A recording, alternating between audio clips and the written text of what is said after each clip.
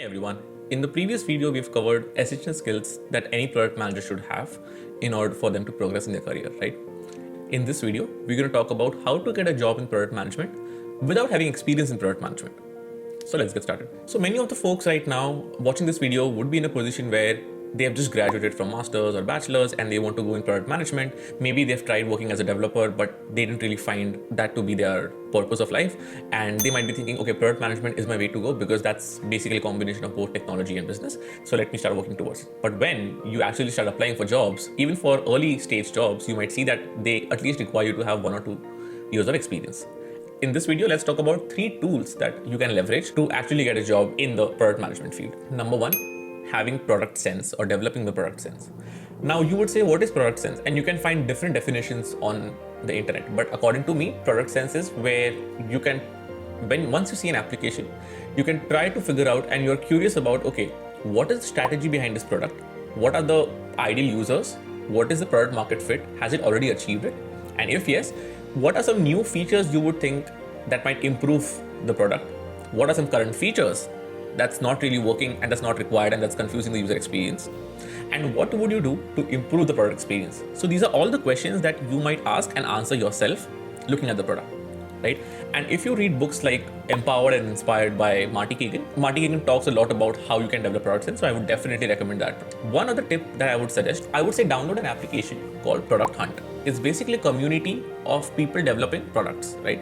And there you might see that there are comments for each product where someone is trying to ask them a few questions about, okay, how would you improve this product? Or let's say, what are some features that you're planning in future, right? So that's a really good way of trying to understand what are some new products that's coming in the market. And they publish new products every day, right? And they also have a feature list where they feature, let's say, top 4 products for the day. So I would say go over this product list, try to see, okay, what products are people making? And if you were the product person, how would you change the direction of the product, right? So that is one really good way of developing product sense. Number 2 would be founder reach out. So what do I mean by founder reach out? So the first step here is to identify which industry are you interested in, be it finance, retail, ads, right? And when I say industry, don't think about companies like Google, Facebook. These are all companies. These are not industries. Google is not a tech industry. It is a technology business, but it is actually in an ads business, right? So when you say Google, you say it's ads. When you say, let's say Amazon, it's either retail or cloud. It's not tech, right? So I would say focus on the business, what earns them money. Technology is something that's empowering them to earn money. It's not the one thing that's earning them money. So again, try to find out businesses which you're interested in. Once you identify those businesses, the step 2 would be identify a few startups in your area which are working on this particular business. Once you identify the startups, the next steps would be try to see among those startups, which startups are the products which you can actually use or which seems interesting, right? So let's say you shortlist 10 startups in your area which are working on this product. Out of those 10 startups, try to see what products is each startup working on and which product you would be interested in. Maybe come up with 2 or 3. Once you come up with 2 or 3, you can easily find the founder information online, who's the founder, right? Once you have that founder information, the next step is reaching out to them, and you can reach out to them either via X or via LinkedIn, right? I would suggest X is the better platform because most of the founders are very active on X and not on LinkedIn.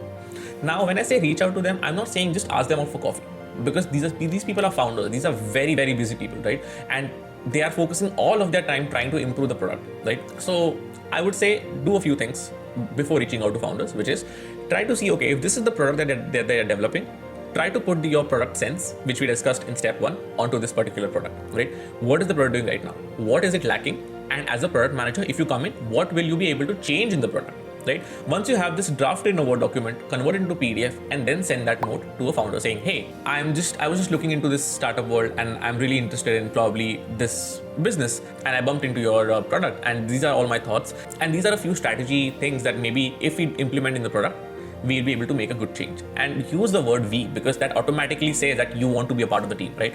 And once you have that, then ask for 15 minutes saying, hey, can we have 15 minutes of your time where we can discuss more on the strategy, right? And here you're not really asking for a job. You're just trying to help the founder develop his or her own product, right? And for that, the founder will always have time because the founder is always trying to improve the product, right? So once you have that, right, a lot of people might say, okay, what if the startup doesn't have a product management job? It's fine.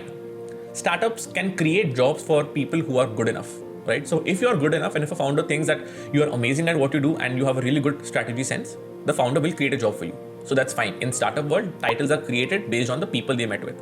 So it's okay. And that's one of the really good way of getting a product management job without actually having experience in product management. Just reach out to founders, try to solve what they are worried about, right? That's tip number 2. And the third tool that you can use is hustle, right? And when I say hustle, it's about try to identify all the problems you're facing in your daily lives, then shortlist, okay, what are some problems I really care about? And then try to see what products can I develop to enhance it or improve it. And Marty Kagan goes into a really good depth in his books of Empowered and Inspired of how a product development lifecycle should look like, right? And I would say try doing this on your own. For example, if you identify a problem saying, hey, I'm not able to find roommates, that's fine. Now start validating their idea. Is it just you or are there other people, and how would you do that? Maybe create survey forms, Google surveys. Try to reach out to, maybe join groups on Facebook which are more about apartment hunting, roommate finding, right? And once you do that, try to reach out to them on Facebook. And you would figure out that when you reach out to people on Facebook, there's a limit of 40 people that you can reach out per day, right? So these are all the challenges, and document everything that you're doing. Maybe let's say different ways you've reached out to your users, different challenges or roadblocks you face when reaching out to users. And then you can say, okay, this is how I've validated my idea. And then what you can do is start wireframing it. So maybe develop a basic wireframe and select a few users and try to walk them through the wireframe, right? Get some feedback and then document everything. Once you've done that, you can stop at that point if you want, or you can also start developing it.